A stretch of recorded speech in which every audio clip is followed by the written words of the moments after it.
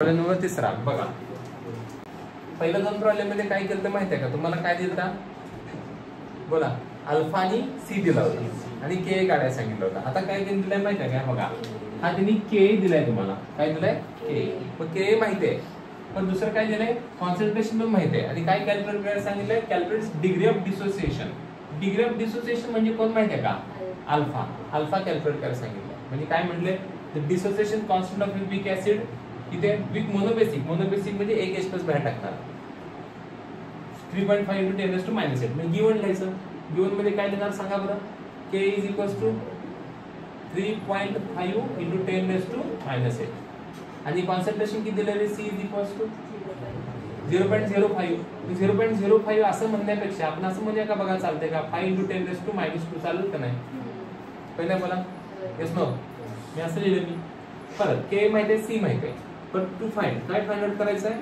To find alpha = काय? Question mark. Formula काय? Formula काय करायचा? K = α² × C. मग α² काय येते? K/C. मग K/C म्हणजे अल्फा काय आला? √K/C. हा फॉर्म्युला वापरायचा आहे. कोणता वापरायचा? Alpha √K/C. कॅल्क्युलेशनला सुरुवात करूया आपण. कॅल्क्युलेशन मध्ये सांगा बरं किती लिहिणार? अल्फा √. किती लिहिणार? K किती आहे तुमचा?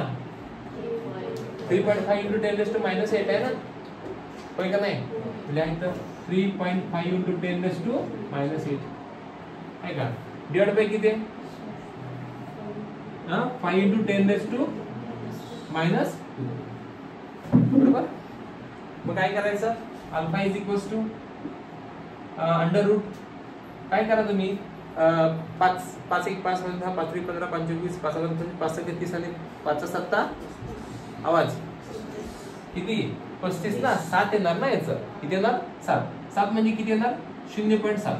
किती येणार? 0.7. किती येणार? 0.7. अल्फा = √0.7. 35 असतं तर मग 7 आला असतं, पण 3.5 म्हणजे किती येणार? 0.7 × 10⁻². बघा, हा वजा 2 वर गेल्यानंतर काय होतो? +2. मग +2 - 8 किती होते? -6. हे काय आलं? होय का नाही? Yes no. हा.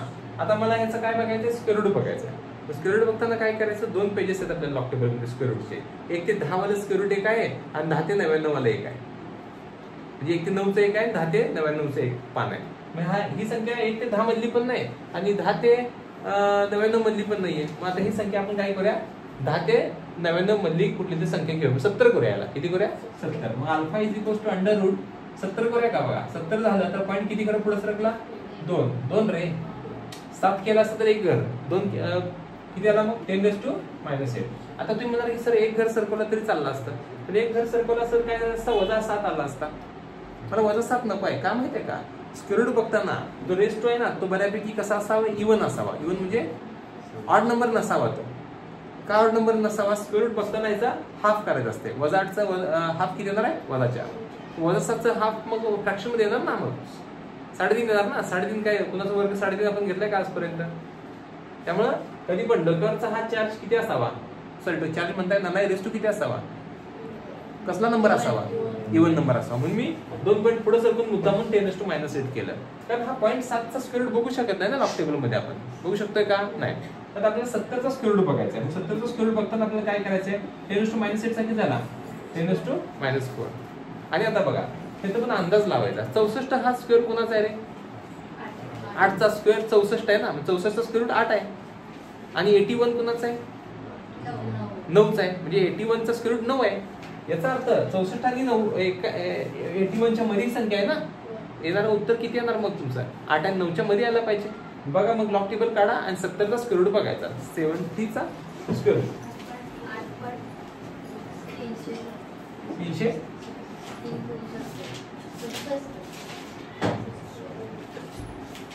हा अल्फा आला तुमचा. काय आलं? आणि जर त्यांनी कधी कधी पर्सेंटेज अल्फा विचारतात. सापडला का सगळ्यांना? आणि जर पर्सेंटेज अल्फा विचारला तर काय करायचं सांगतो मी. इथं विचारलाय का? इथं विचारलेला नाही, पण तरी तुम्हाला एक्स्ट्रा मी सांगतो इथंच की जर त्यांनी विचारला तर काय करायचं बघा.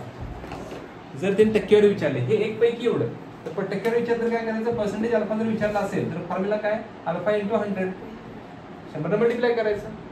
100 मल्टिप्लाय करणं म्हणजे 10 टू मल्टिप्लाय करणं. अल्फा किती आहे तुमचा 8.367 इंटू 10⁻⁻4 इंटू 10⁻100 म्हणजे किती 2 वजा 4 अधिक 2 किती होते 8.367 इंटू 10⁻⁻2 काय रे आलं काय आलं पर्सेंटेज अल्फा कळलं का.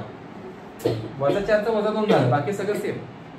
हे 1 पैकी एवढे तुटतात तर हे 100 पैकी एवढे तुटतात. ह्याचा अर्थ असा होतो. जरी विचारलं तर सांगायचं. आता विचारले का प्रॉब्लेम मध्ये नाही त्यामुळे ह्याची काही गरज नाही. विचारलं तर तुम्हाला हे काय आवड नसावं. ठीक आहे समजलं ना.